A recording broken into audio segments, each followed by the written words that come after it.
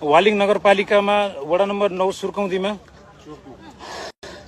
यो सुर्कौंदीमा दरबार चोकमा वडा नम्बर 10 को वडा अध्यक्ष सुनिल खनालले मलाई र मेघ आलेलाई मेघ दाजुलाई हामी दुईटालाई बाइकमा रोकेर हामी भर्खरै विरोध कार्यक्रममा थियौं। विरोध कार्यक्रमबाट आउँदै गर्दा बाइकमा रोकेर हामी माथि फलामको रडले टाउकोमा सुनिल र अर्को एकजना मान्छे सुनिल खनाल र अर्को एकजना मान्छे थियो।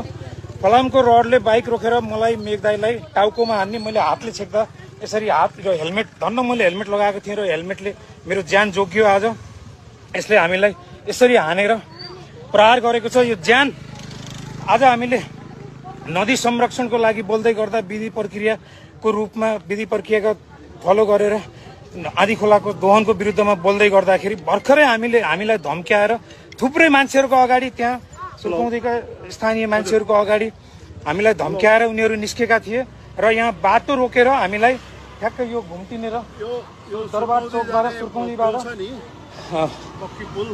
भुपुको पुलपट्टि गौशालापट्टि जाने बाटो लिएर हामी उताबाट आउँदै गर्दा बाटोमा रोकेर यसरी प्रत्यक्षदर्शीहरू पनि हुनुहुन्छ यहाँ देख्नु भएको छ। घरभित्रबाट हामीलाई हानेको देख्नु भएको छ।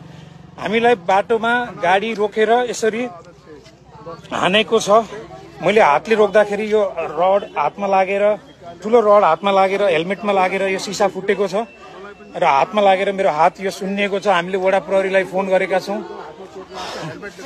र यसरी ज्यानको जोखिम यो लेभलको गुण्डागर्दी एउटा जनप्रतिनिधिबाट आज भएको छ।